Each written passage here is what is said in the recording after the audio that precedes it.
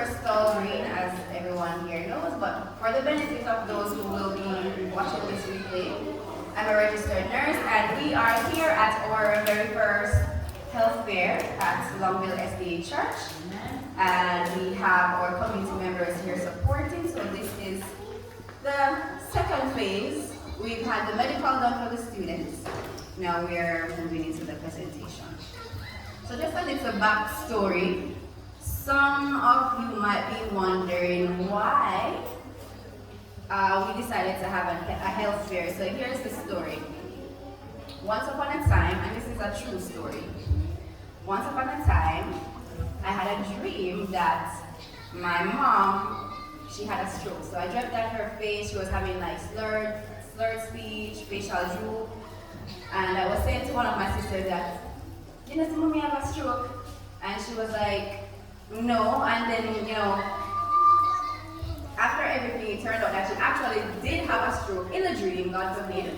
So I woke up in the morning and I just called all my family, and well, my immediate family, my siblings, my mom, my dad, and I'm like, you all need to get your blood pressure checked. I don't care if you have a blood pressure machine at your house or not, but if you need to walk to Walmart or fly somewhere, wherever you need to go, you need to get your blood pressure done. After mommy took her blood pressure, it was 170/110. And for those who know what that means, that's like really high blood pressure. You could actually get a stroke from that blood pressure.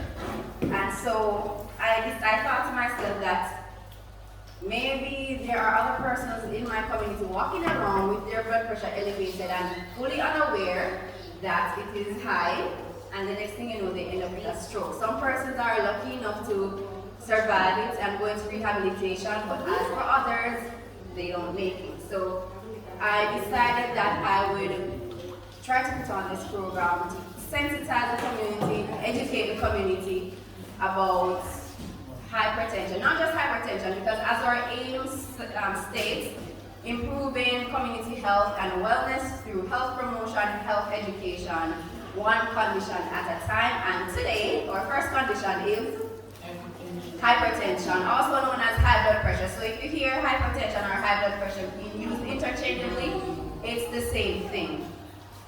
So what I'm going to be doing after the presentation, you will be able to ask your questions at the end, because we don't want to take off on a tangent, and I love to talk, contrary to what many people think.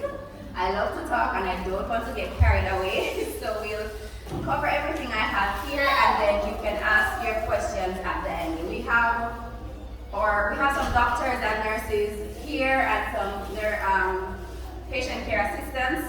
We'll introduce the team afterwards. I know it might seem a little bit backwards, but we're doing it so that those who want to leave can leave.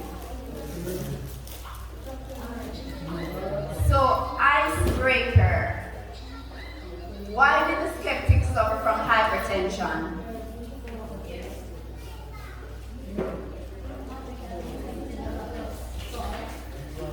Speak up. Eating a lot of salt. Anyone else would like to try? Why did the skeptics suffer from hypertension? Well, Sister Jackson, close enough. He was taking everything with a grain of salt. You don't do that, okay? Say no to tension. Say no to hypertension. And as you can tell from that, tension, stress is one of the leading factors towards hypertension. If you didn't know, stress can cause a lot of things.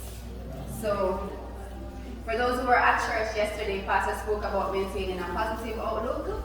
That really does help. So our objectives for this presentation, we are going to define what hypertension is. We're going to speak about the risk factors associated with hypertension. We're going to talk about how the condition is managed, what complications can happen as a result of hypertension. So let's start with a little bit of data. So an estimated 1.2 billion adults between ages 30 and 79 years old worldwide have hypertension. Most of them are living in low and middle income countries like Jamaica. An estimated 46% of adults with hypertension are unaware that they have the condition. 46% of the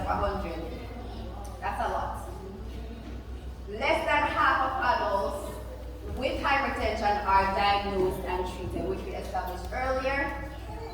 And hypertension is one of the major premature causes of death worldwide. So some people, when you try to educate them about their health, they like to tell you that, well, something could kill me. Well, it doesn't have to be hypertension.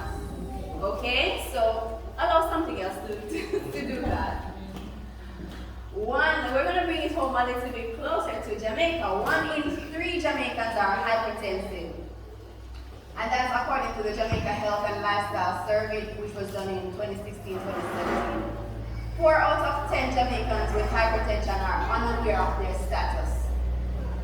4 out of 10. More and more Jamaicans between ages 15 and 74 years old are developing hypertension. So some people believe that only older folks can have hypertension. Well, we're seeing a lot more younger folks with hypertension. So, can anyone define hypertension for me in your own words? What do you think high blood pressure / hypertension is?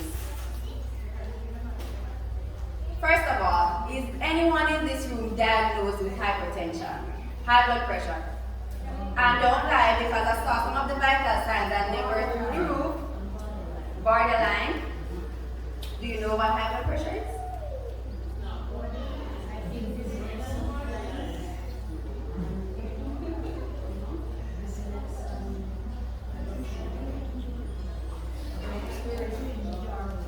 Well, you don't want that, because if you have that, that means that you're experiencing some of the complications. Stress can cause it. It can lead to it, it increases your risk. Stress.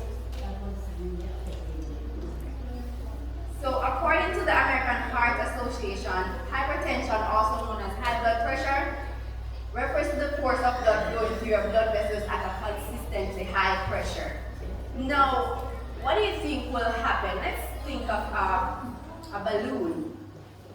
So you know, a new balloon, I wonder if that's not blown up, it's deflated. Alright, if you put a little bit of water in that balloon, what happens? You realize the weight goes down, you stretch. If you keep adding more water to the balloon, what happens? It keeps stretching and the heavier it gets, what happens? It ruptures. Well, the same thing can happen when your blood pressure is high consistently. It stretches the blood vessels, makes it weaker, and it's more likely to rupture. And if that blood pressure ruptures, then that's a serious business right there. Types of hypertension. So we're going to talk about the 2 main types of hypertension, and then we're going to talk about some subtypes. And if I were you, I would pay attention. A word to the wise is sufficient, my lecturer always says. So we have primary hypertension, also referred to as essential hypertension. This is the most common type of hypertension. The cause is unknown, but scientists believe that it is referred to genetics, diet, lifestyle, all combined together. There are no specific or identifiable cause for primary hypertension. Then we have secondary hypertension. And as the word suggests, secondary, it's usually occurs as a result of something else. There's an identifiable and possibly reversible cause for this type of hypertension, such as obstructive sleep apnea. I don't know, does anyone know what sleep apnea is? Yes, but some people, when you hear them sleeping and they're snoring extremely loudly, they probably do have hypertension. Their airways get a little bit narrowed and so they snore. Also, narrowing of the arteries that supply blood to your kidneys. Side effects of some medications as well, such as contraceptives, can also cause secondary hypertension. Hormone imbalance, thyroid abnormalities are also common causes. Now we're going to look at subtypes of hypertension, and we're going to start with resistant hypertension. And as the name suggests, resistant. So blood pressure that is consistently higher than target blood pressure despite taking 3 or more medications, including a diuretic. So some individuals, because they might have resistant hypertension, they have to be on multiple medications to try to manage that. And usually if you're on 3 or more types of antihypertensive, then you fall into this category. Then we have malignant hypertension. My blood pressure was heading in that direction when I had her check her blood pressure after the treatment. Malignant hypertension is characterized by an elevated blood pressure, usually greater than 180 systolic and 120 to 130 diastolic. And we're going to be talking about what systolic and diastolic means. This type of hypertension causes damage to your organs and is considered as a medical emergency. So, you know, some people believe that an emergency only involves blood, gunshot wounds, and staff wounds. Well, no. Here you know, hypertension is, as you know, referred to as a silent killer. And this, a blood pressure of 180 systolic or diastolic 120 to 130, that's malignant. Then we have isolated systolic hypertension. This is systolic blood pressure of 140 millimeters of mercury. That's the measure, the unit of measurement for high blood pressure. So you have, you have milliliter, centimeter, and all of that. Well, millimeters of mercury, mmHg, that's the unit of measurement for blood pressure.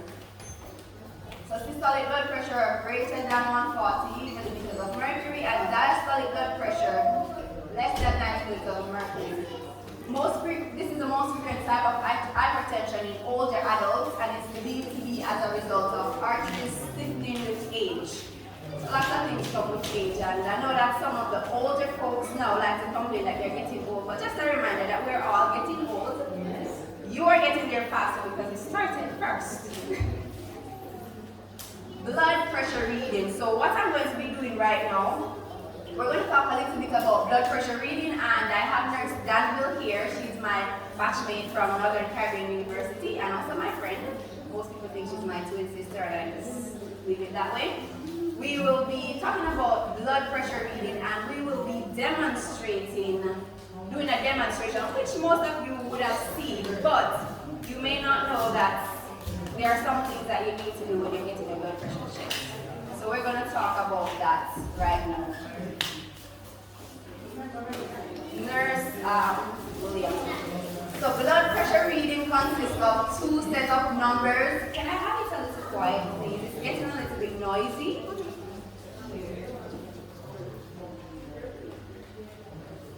Blood pressure reading consists of 2 sets of numbers. We have the systolic and the diastolic. Usually it's written as a fraction, so you will see something like 110 over 70. Now the top number, or if it's written horizontally, the top number or the first number is referred to the systolic blood pressure. The top number. So Nurse Danville and Nurse Williams is coming up.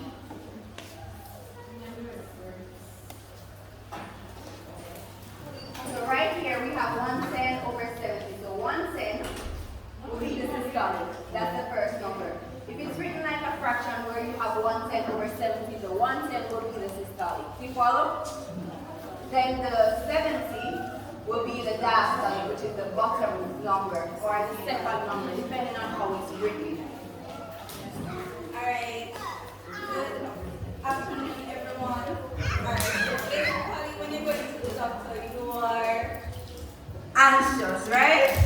And you tend to send up your blood pressure because you're not relaxed, because you say you're going to the doctor and you're thinking, oh my God, my blood pressure, something is wrong.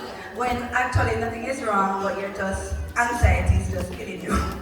Alright, so basically when you go to the doctor and you have a seat in the doctor chair, you should relax your mind. Think about something that makes you happy and take your mind off the stress, and then, relax. Alright, so when you sit in the chair and your mind is free from all the stressful activities and everything, you need to ensure that you're sitting upright. Sit upright for me. And ensure that your legs are uncrossed. Uncross your legs. Also, Now I'm going to attach the blood pressure machine to her hand. You can use either anyone of them, right or left. Alright? So basically most of you might have this machine at home. So as you can see, so I'm going to put the blood pressure cuff on her hand. I'm using the left hand. And just so you know, normally, as was done at the back, our arm will be resting on a table or a surface, but we are just going to be doing this. So you ensure that it's aligned with the artery, but you're not here. Ensure that it's aligned with the arteries in between.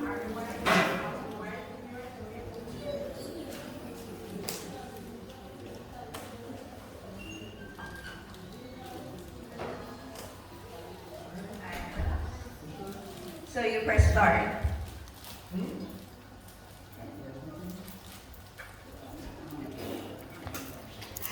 Yes, you press start, and it will inflate. You're going to feel the cup tight behind your arm. And once it's read, it will relax. Alright, so the top number, which is the systolic, it is known as the heart is racing or beating, right? So that's when the heart is contracting. And the diastolic is when the heart is relaxing. So those numbers, bear them in mind. The top is the systolic and the bottom is the diastolic. One is for when the heart is contracting and one is for it resting.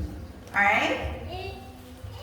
So her blood pressure would be 110/70. So 110 will represent and 70 will represent? Okay, great. Thank you, Nurse Danville and Miss Williams. So we are going to continue. And just understand to refer to the fact that sometimes when you go to the hospital or just to the doctor's office, sometimes your blood pressure can be high there, but at home it's normal. They have this thing called white coat hypertension where people just tend to get really anxious whenever they're in the presence of a doctor. So their blood pressure goes up, but everywhere else and at every other time it's normal. Stages of hypertension. Does anyone know what a normal blood pressure reading is? What the normal blood pressure is? 120/80. So when I was in nursing school, I learned that normal blood pressure, well, when I just started, it was 120/80. But by the time I got to second year, new information came and it's now said that normal blood pressure refers to a systolic, which is which one of the numbers? The top number, a systolic of less than 120/80, 120, less than 120, and a diastolic, which is which number? The bottom number, less than 80 millimeters of mercury. So once upon a time it was 120/80, but now it's less than 120/80. So if your blood pressure is 120/80, you might need to start paying a little more attention to it. Elevated, so systolic, sorry.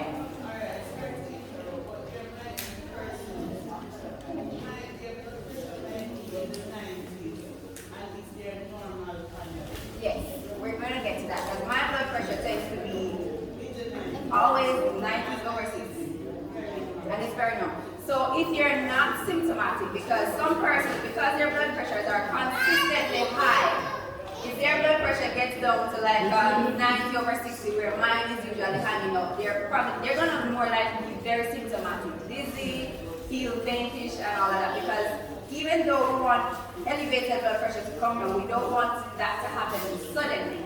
We want to gradually get it down. And while a person might have a blood pressure of, let's say, 130/85, which is not exactly normal, that might be acceptable for them. Not normal, but acceptable. So let me read here. Stage 1. So systolic, if your systolic blood pressure is between 130 and 139, or your diastolic is between 80 and 89, you're considered to be at stage 1. Stage 1 hypertension. Now stage 2 would be a systolic of at least 140 millimeters of mercury, or a diastolic of at least 90. Someone earlier today had their blood pressure checked and it was 140 something over 90 something, and that person thought that was normal. That is not normal at all. So now we're going to talk about some risk factors of hypertension.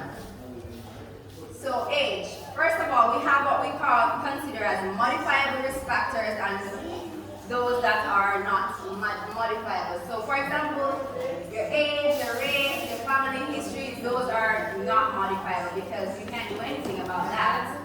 You were born black, and black you shall be. You were born a male, well, I'm not going to even go down that street, but family history, you have no control as to which family you're born into. So if you were born into the royal family, you can't do anything about that, and if you were born poor like me, you can't do anything about that either, in the sense that the people, the members of your family, your father, your mother, your father's Louise, your mother's Louise, you can't change that. Low potassium level is also a risk factor.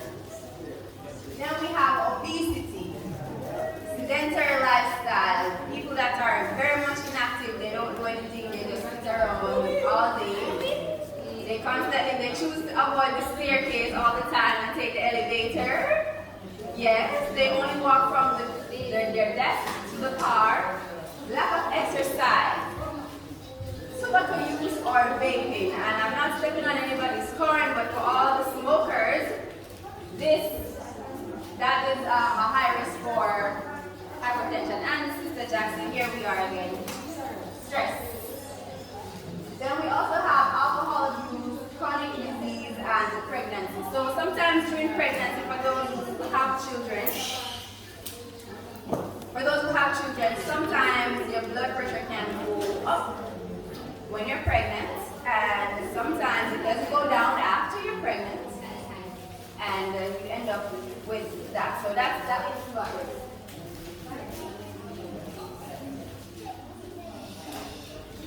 Complications of hypertension. So what can happen if your blood pressure remains consistently high and you do nothing about it? Brain stroke. You can have a stroke, and most people hear about stroke all the time. There are different types of stroke. There's hemorrhagic stroke where there's like bleeding in your blood vessels. There can also be vision loss. You can suffer a heart attack, bone loss, kidney failure, all of those. And one of the things I like to say about hypertension, I don't know if you've ever heard the phrase that says misery loves company. Well, hypertension, I would consider that a misery if it's not controlled, and if you don't manage it, then it will try to find someone else to keep its company. Like it will run to your kidneys, to your brain, to your bones, and say, hey, come keep my company. Dementia. Did anyone know that high blood pressure also increases your risk of dementia? It does. What it does is that narrowed duct arteries can limit blood flow to the brain. This can cause a certain type of dementia called vascular dementia, and a stroke that interrupts the blood flow to the brain can also cause vascular dementia. And as the name vascular suggests, you know that it has to do with I'm sorry? Can someone tell Sister Jackson, can you tell our other clients here what dementia is? What is your understanding? Does anybody know what dementia is? I know a lot of people here, because some of you might use it a lot. Tell your children and your friend and your cousin that go to the shop and buy something and they forget, and they come like they have dementia. What is dementia? As I know, I've heard it from a lot of you in here, so tell me what it is and what you understand. Lots of memory loss. Anybody else? So it's basically an interruption in your cognitive ability. It affects your reasoning, your judgment, your thinking. Anything that interrupts that is considered as dementia. And that is a whole presentation by itself, but just so you know that's how it works. You don't automatically just forget everything at once. It's a gradual process. Usually in the initial stages, you may not even notice it because it starts with something as simple as I forgot my keys somewhere, I don't know where I put my phone, Yes. So, and even though this presentation is not about dementia, since you asked, I'm just going to drop this in really quickly. Not everyone will suffer from dementia, because some people believe that once a person gets old, they're going to have dementia. That's not the case. How is hypertension diagnosed? So, for the most part, physical examination, history taking, and blood pressure measurements. Usually after 2 to 3 consecutively elevated readings, the doctor will likely diagnose you with high blood pressure. They also have what they call ambulatory monitoring. So they have like a little monitor on some parts of your body that kind of monitor your blood pressure off the road. Some lab tests can also be helpful, EKG, ECG, but for the most part, the physical assessment and the blood pressure measurement, those are the core things, and family history are the core things that they use to diagnose high blood pressure. Now, if you know what the risk factors are, if you know what places you are at an increase for high blood pressure, then you already have an idea as to how you can manage it.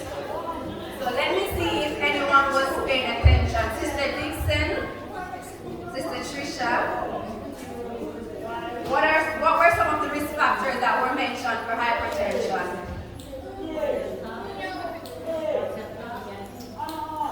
No, that's one of the complications. What were some of the things that were mentioned earlier that places you at an increased risk for high blood pressure? Smoking. Smoking, thank God. There was one person that was paying attention. Lack of exercise, thank God for another person. Anybody else? Alcohol, so yes. So if you know what those risk factors are, can you try and tell me what you think some of the management are? How do you think you manage those? Exercise, because lack of exercise increases your risk. When you start exercising and that will lower the risk, right? You cannot lower your age. You can't do anything about your race. And you can't do anything about your families. Remember we spoke about those risk factors that are not modifiable. So management, diet. And when we talk about diet, Pastor, yesterday we spoke about diet. Pastor spoke about diet and medication like that. Diet with fruits, lots of fruits, vegetables, nuts and grains. I know y'all love the meat, but try to stay away as much as possible from the red meats. I know y'all love the oxtail and all these things. Maintaining a healthy weight or losing weight. Then limiting your alcohol consumption, but I'm going to be very deliberate and just tell you just to avoid it altogether.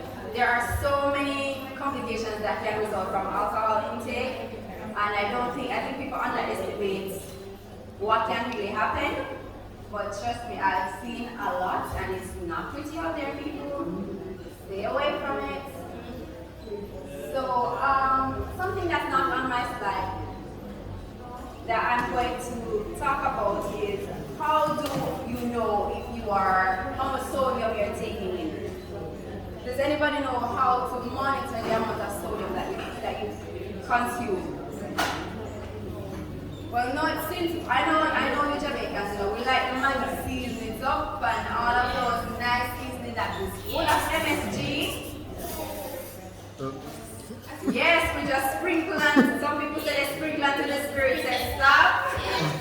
Well, I don't want you to do that, especially if you have high blood pressure. Yes, but listen, let me make this clear. I'm not trying to tell you to avoid sodium because you need sodium. It's a very important electrolyte in your body. What we're trying to say is avoid an excess of sodium, and especially if you are already diagnosed with hypertension, less is best for you because you already have an excess. So, how do I know how much sodium I'm consuming? So every product that you buy, on the back of the container, there is a nutrition fact on there. It will tell you the number of sodium, it will tell you calories, it will tell you a bunch of other things that's in there. But what you want to pay attention to is the sodium. Anything that's on it that says sodium or salt, you want to pay attention to that. It's recommended that we have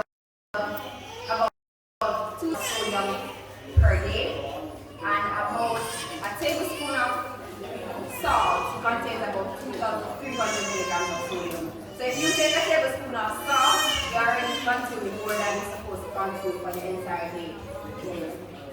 No, I had some other visual aids, but they're not quite close to me. So on the back of this little plastic, I'm going to pass it around so you can all look at it. It says nutrition facts. It's usually in Spanish and English or more than one language, depending on where it was manufactured. And this ripples. Let me see how all those who like ripples. Potato chips, Fritos, Doritos, and all of those. Lay's. Yes, this one has 260 milligrams of sodium. I looked at one of the Lay's, the back of one of the potato chips, the Lay's, the big one. I think it had like 590 milligrams of sodium. And I know that parents, I know that you love to buy these snacks for your children. I'm not saying that you should not. But try to limit how much you give to your children, because this is a lot of salt that you're consuming in these snacks. And then you're adding salt to your food when you eat. And then all these seasonings that you put there. So you want to try your endeavor best to just limit it. Try to give your kids some fruits and vegetables rather than all of these snacks. And I'm not like trying to bash anybody or any company, so let me just make that clear. So this is a very important piece of information that I want to share with you. Understanding sodium claims. So if you look on some products, you will see things like sodium-free, salt-free, low salt, and very low salt. So I'm going to tell you what that means. So if the product says it's sodium-free, it does not mean that there is no sodium in there. So what I say? So, if it says it's sodium-free, what it actually means is that there is less than 5 milligrams of sodium per serving. Per serving. Doesn't mean there is no sodium. If it says salt-free, it also has less than 5 milligrams per serving. If it says low sodium, it means that 140 milligrams of sodium or less is what's inside. And all of this is per serving. If it says very low sodium, then there's 35 or less milligram of sodium per serving. So when you see the items saying like low salt, low sodium, it doesn't mean that there is none at all. And those are preferred for you than the original package that has the whole package of salt in there. So what are some of the ways in which you can reduce the sodium without it tasting flavorless? The Bible says if the salt loses its flavor, then it should be thrown out and trodden under the feet. And we don't like, we Jamaicans, we don't like the fresh drink. We don't like the fresh food. But listen people, if you're tasting the salt in the food, it's way too salt. It's way too salt. And not because you don't taste the salt in there, does not mean that the food is not salt. A lot of people believe that the white salt versus the pink salt, that they think that the pink salt has less sodium, but I did a little bit of experiment and I was looking at the container, the nutrition facts of a bottle of pink salt and a bottle of white salt, and they both contain the same amount of sodium. When you fry an egg or something and you use the pink salt, and I'm telling you because I did this before, and you use the pink salt, it tastes a little fresh. When you use a little bit of a pinch of pink salt versus a pinch of white salt, but it has the same amount of sodium, which means it can have the same effect on your blood pressure.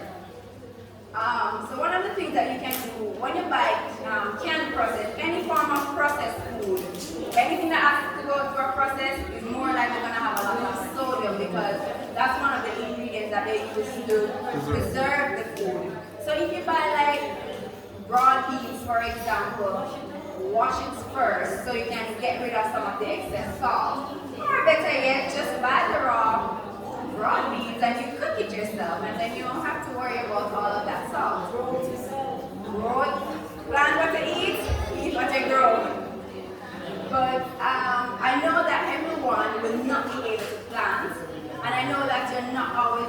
able to have the natural thing. So sometimes you might have to turn to the canned thing, just out of convenience or whatever. So just wash the excess salt from it. Rather than using all of the excess seasons that we love, you can make your natural season, make your season blend. I do it, and trust me, if you get your onions, your garlic, your thyme, your scallion, your pimento seed, and you blend that together, trust me, the seasoning meat from overnight, the next day, you're not missing anything. I know that the MSG is nice, but you know the things that are really nice most times are not good for you. So try that. You can make your own season blend, and they do have natural season blends out there that you can purchase if you don't want to actually make your own. And then you have some people who, whoever they live with, they prepare the food and they say the food tastes fresh. So they get the salt bottle and they do a thing like this. You need to stop it. You need to stop it, people. You need to stop it. They don't have to taste the salt in the food. And I know in the beginning, if you're accustomed to eating a lot of salty things, it's gonna be a little bit challenging for you to just gradually try to stop. You can just pick a bowl and measure the bowl. So let's say you normally season your chicken with 5 different types of seasoning. And don't pretend as if you guys don't do it, because I know. Your one day season salt and the Maggi season and this. I know you do it. So what you can do is try to cut down. So let's say I'm just going to use 2 this time, a little bit here, and don't add any more salt if you're going to use the seasoning, because most of these seasons are already salted. Okay? And what else? Eating out. Let me see the hands of those who love the KFC. Don't tell lie, because I know that a lot of you high school students, every Friday morning KFC line is long. And I know some of you, Friday evening, my apologies, thank you. KFC is done, and I know a lot of you love the curry goat, the oxtail, the escovitch fish. But here's the thing. Restaurants don't cater for sick people. They don't cater for diabetics. They don't cater for hypertension. They don't cater for you to have high cholesterol. They are selling for taste. They're selling for taste. They're not selling for health. So I'm not saying that you cannot eat out, but try to limit the number of times. And listen, this is good free advice, because if you eat out less, they save more money, right? So I'm teaching you that saving skills right here as well. So try to eat out less. And for those of you who work maybe like at the hospital or if you can, prepare your own lunch. Prepare your own lunch and take it so you don't have to purchase lunch on the streets. I know it's not going to happen every day, people, I know, but you have to start somewhere. And one other important thing I want to mention. Can we have this a little quiet, please? One other thing I want to mention. I know that there are a lot of, God created the earth with plants and herbs. All of these herbs, they're not just out there for decoration. Most of them, all of them have some health benefits. And there are a lot of natural plants, fruits, and vegetables out there that can help to lower your blood pressure. Beetroot is one of them. It's really nice. You can put some carrots. Really nice. You can use that. But listen up, people. I know that some of you have the tendency. You take your blood pressure this morning, and the blood pressure is normal, and so you decide that you're not going to take the blood pressure. You're not going to take the blood pressure medication. But if you don't take it, what do you think is going to happen in the evening when you retake it? It's going to go up. And remember, this condition does not normally manifest itself with signs and symptoms. A lot of people are waiting to have the headache and the burning. If you get to that stage, you're already in danger. So if you are hypertensive, first of all, I'm going to encourage you to try. If you have access to a blood pressure monitor, try and get your blood pressure checked at least twice per day or at least once per day. And if you don't have one, I would encourage you to invest in one, because it's not like something that's going to show you that, hey, my blood pressure is high, right? And even if you recognize that it's high, sometime by the time you should get from where you far to get to the hospital, God forbid what could happen on your way there. So an ounce of prevention is better than a pound of cure. What was I saying again? So yes, I was speaking about the medication. So a lot of people like to, decide when they need to take and when they need to not take medication. You don't get to decide that. You gave up that right when you develop hypertension. You do not take yourself off of your own blood pressure. Even if you're taking your own home remedy and it is helping, do not stop taking your medication. And as a matter of fact, I'm all in for natural remedy. I like natural things. I like natural everything. You see, I'm all natural. But don't try to take natural remedies with your prescribed medication because you don't know what interaction is going to take place between the home remedies and the blood pressure. So please consult with your doctor. If going the natural way is something that you would like to do, speak with your healthcare provider and get some advice as to how to do that. Don't try to do it on your own. And that would be all for now. Does anyone have any question? Any question? Does anyone have any question? No? So I'm going to just play this video real quick. It's just like 3 minutes. It will basically summarize everything that we discussed. And since no one has any question for me, I have some questions for you.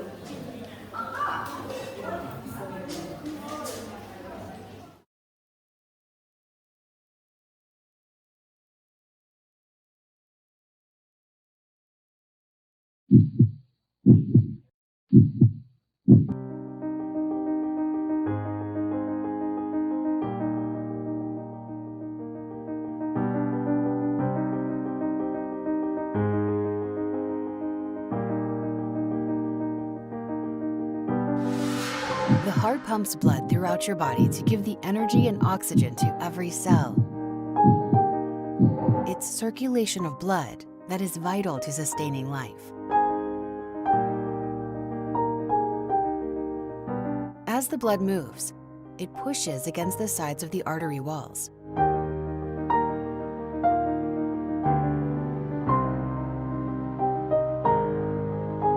The strength of this pushing is your blood pressure.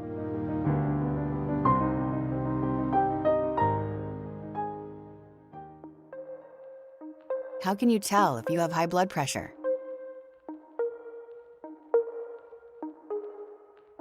Having high blood pressure, or hypertension, is not usually something that you feel or notice. It does not tend to produce obvious signs or symptoms. The only way to know what your blood pressure is to have it measured. Blood pressure is measured in millimeters of mercury and is written as 2 numbers. What do the numbers mean? The first, or top number, is your systolic blood pressure. It is the highest level your blood pressure reaches when your heart beats. The second, or bottom number, is your diastolic blood pressure. It is the lowest level your blood pressure reaches as your heart relaxes between beats. For example, if your reading is 120/80, your blood pressure is 120/80. High blood pressure or hypertension is when your blood pressure is always higher than it should be, and it is usually diagnosed when your levels are always above 140/90 millimeters of mercury. High blood pressure makes the arteries less stretchy and damage the wall of your arteries. This makes it easier for fatty deposits to build up and limits the circulation of blood and oxygen. High blood pressure has no symptoms, and if left untreated, it can lead to heart attack, kidney and blood vessel disease, and stroke. Anyone can have high blood pressure. It can be caused by eating too much salt, drinking too much alcohol, being overweight, or not being active enough. Some effective ways to lower your blood pressure levels. Increase activity and exercise more. Lose weight if you're overweight. Cut back on sugar or refined carbohydrates. Eat more potassium and less sodium. Eat less processed food. Stop smoking. Reduce excess stress. Stay healthy. Dandelion Team.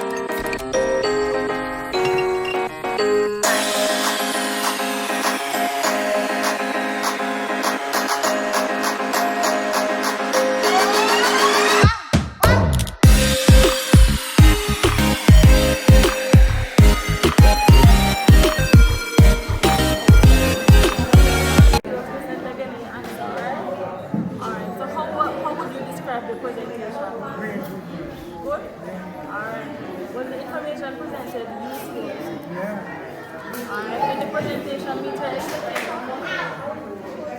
What did you like most about this event? About what to eat and what to do. Okay. Alright. Was the information presented clear? Would you attend another health education session? Right. Alright. Any comments or suggestions that you would like to give to improve?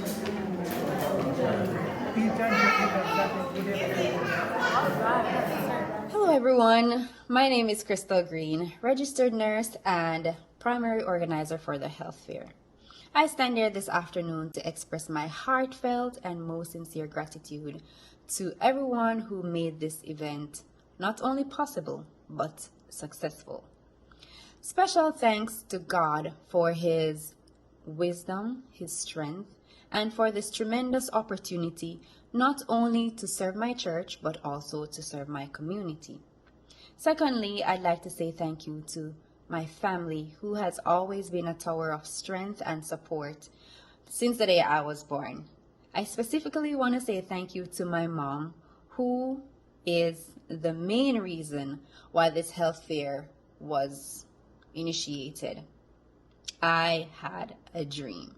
If you have not yet watched the presentation, then you should, at least to hear what the dream was about. Thank you, Mom, for being there. You were one of the first persons on site, and you were one of the very last persons to leave. There is so much more that I would love to say, but you know me. This could take hours, so I will sum it up by saying, I love you, I appreciate you, I thank you. Special thank you to my sisters and my brother, Shona, Candice, Shamara. Shona, although you were in another country at the time of the event, you were still there throughout the preparation phase. You helped to organize, and you also contributed resources to make the event possible. Thank you, Shamara and Candice, for being so flexible and for supporting this. I know I spoke about this way more than you guys wanted to hear, but I thank you for lending a listening ear when I just wanted to keep talking about the health fair. Thank you, Dad, for allowing us to use your car to transport resources from point A to point B, C, D, E. Thank you so much. Also, I want to say thank you to Pastor Little, Elders Knott, Moving, and Walker. When this idea was presented, you welcomed it, and I appreciate you for that. I especially want to say thank you to Elders Moving and Knott for going above and beyond to ensure that this day was a success. To our medical team, which consisted of Dr. Richard Johnson and his sister Samantha Johnson, Dr. Green, nurse practitioner Pinnock, registered nurse Sherry Gay Danville, registered nurse Gaynard Ellis and her daughter Thais Ellis, patient care assistant Joaquina Williams, and community health aide Roshana Johnson. The day could not have been what it was if it was not for your service, for your time, and for your effort. I appreciate you so much from the depth of my heart. I also want to say thank you to our new convert, Brother Kevin Coley. Thank you for coming to help set up the station so that the doctors and the nurses had a safe, comfortable, and nice area to perform their assessments and get the job done. I appreciate you. Thank you, future doctor and biochemist Rachel Reed and Tiana Reed. You adapted very well to your assigned task, and I appreciate you for that. I also want to say thank you to Sister Garcia Williams. She was also one of the first persons on site as we prepared for the initiative, and she was also one of the last to leave. However, the thing that I know that everyone most loved you for, yes, the roti. Everyone was just raving about the roti. So thank you for that. Also, I want to say thank you to, last but by no means least, Mr. Kevon Wellington. Yes, Kevon, I said Mr. Thank you for being a one-man tech team. I know one person does not make a team. However, the work that you did was the work of an entire team, and I appreciate all that you have done and, well, continue to do. I want to say a big thank you to everyone. Peradventure, I missed someone. I hope I didn't, but I want to say thank you. I know that was more than a mouthful, but words spoken from the heart cannot be watered down and it cannot be cut short.